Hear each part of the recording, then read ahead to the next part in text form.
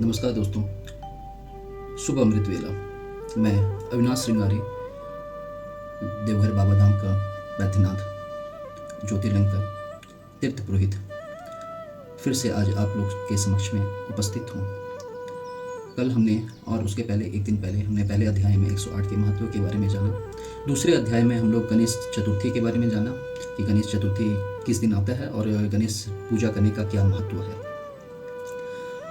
आज तीसरे अध्याय में हम लोग ओम की उत्पत्ति के बारे में जानेंगे और ओम का जप क्यों करते हैं, और साथ में ओम का वैदिक, आध्यात्मिक और वैज्ञानिक दृष्टिकोण से क्या प्रभाव पड़ता है। चलिए शुरू करते हैं।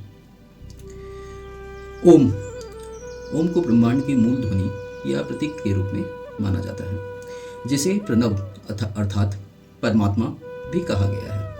यह हिंदू, बौद्ध, जैन तथा सिख धर्म में काफ़ी महत्वपूर्ण माना जाता है, जो सृजन, पालन और विनाश का प्रतिनिधित्व करती है। ओम के उत्पत्ति और उच्चारण तथा उसके अर्थ को समझते हैं। अ अक्षर ब्रह्मा को दर्शाता है, जो कि सृजन करता है, और साथ में सतुगुण को दिखलाता है, जिसका उच्चारण नाभि से शुरू होकर छाती तक कंपन पैदा करता है। उदाहरण के तौर पर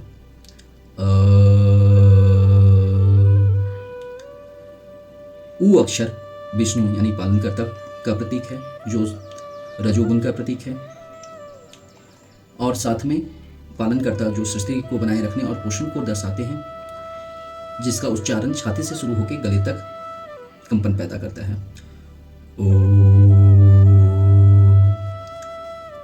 और अंतिम मौ अक्षर संहारकर्ता देवादिदेव महादेव को दर्शाता है, और ये तमोगुण के भी प्रतीक हैं, जो परिवर्तन, नवीनीकरण को दिखलाते हैं, जिसका उच्चारण गले से शुरू होकर मस्तिष्क तक कंपन पैदा करता है।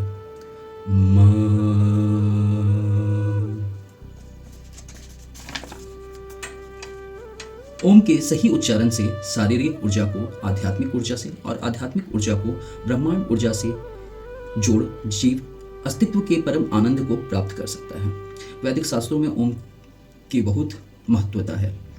मार्कंडेय पुराण में महर्षि दत्तात्रेय जी ने बताया, मानव को ओम रूपी धनुष पर अपनी आत्मा रूपी बाण का संधान करना चाहिए, ताकि वो लक्ष्य परमात्मा की ओर जाना चाहिए, क्योंकि इसके उच्चारण द्वारा ब्रह्मांड की ध्वनि से जुड़कर असीम आनंद की प्राप्ति होती है।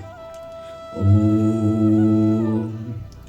श्रीमद् भगवत गीता में भी ओमकार को एकाक्षर ब्रह्म कहा गया है, जिसमें भूत, वर्तमान, भविष्य तीनों निहित होते हैं। इसी प्रकार बौद्ध और जैन धर्म में भी ओमकार के प्रति श्रद्धा की अभिव्यक्ति देखी जा सकती है। कहा जाता है कि ओमकार उनके तीर्थकरों की दिव्य ध्वनि है, एक शाश्वत नाद है, वाग्मय का आधार है।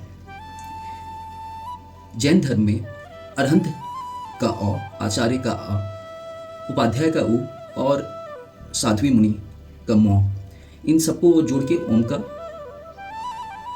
शब्द बनता है, जो कि उनके धर्म के अनुसार अधोलोक अ को दर्शाता है, ऊर्जलोक उ को दर्शाता है और मध्यलोक म को दर्शाता है, जो तीनों के समन्वय से ओमकार का उत्पत्ति होता है।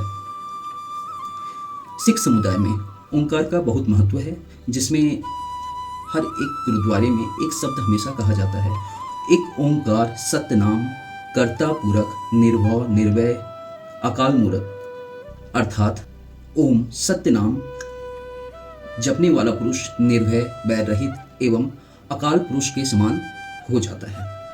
ओम ब्रह्मांड का नाद है और प्राणी के अंदर स्थित परमात्मा का प्रतीक कहा गया है। अब इसके महत्व की ओर चलते हैं। ओम के जाप से मन शांत होता है और एकाग्रता बढ़ाने में मदद मिलती है। शारीरिक लाभ की ओर चलते हैं। ओम के जाप से शरीर, मानसिक स्वास्थ्य अच्छा रहता है और साथ ही तनाव कम रहता है, तनाव का नाश होता है और निद्रा अच्छी आती है और पाचन क्रिया भी बेहतर रहती है। आध्यात्मिक लाभ की ओर चलते हैं।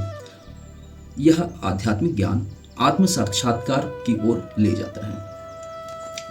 वैज्ञानिक शोध पर आते हैं। जब नासा ने सूर्य की आवाज़ रिकॉर्ड की थी, उसी समय उस आवाज़ की फ्रीक्वेंसी जो सामान्यतः क्षमता 20 हर्ट्ज से 20,000 हर्ट्ज तक होती है, उससे काफ़ी ज़्यादा थी। जब उसे कंप्रेस किया गया और उसके बाद सुना गया तो उन्हें सबसे बड़ा धक्का लगा। ऐसा क्यों भाई? क्योंकि उन्हें वो जाना पहचाना आवाज़ प्रतीत हुआ। उन्हें वो भारतीय मंत्र के ओम शब्द के जैसा लगा या फिर ओम ही लगा। वो सोच में भी पड़ गए और उन्होंने चर्चा भी किया था, जो कि आपको गूगल पर और न्यूज़ में कभी मिला भी होगा, कि कैसे भारतीय योगियों ने हजारों वर्षों पूर्व ये शोध किया था। इससे पता चलता है कि ओम शब्द ब्रह्मांड की ध्वनि है, ब्रह्मांड का नाद है, जिसे जिसे इसे वैज्ञानिकों द्वारा प्रमाणित किया गया है। ओम एकमात्र ऐसा मंत्र है जिसके उच्चारण में हमारे जीभ का प्रयोग नहीं होता है। अगर आप देखो तो गूंगे आदमी भी ओम का उच्चारण कर सकते हैं। संक्षेप में कहा जाए, ओम एक शक्तिशाली मंत्र है जो सृजन, पालन और विनाश के सार्वभौमिक चक्र को दर्शाता है, उनका प्रतीक है और इसके जाप से शारीरिक, मानसिक और आध्यात्मिक लाभ की प्राप्ति होती है। इसी के साथ आज का अध्याय समाप्त होता है। धन्यवाद।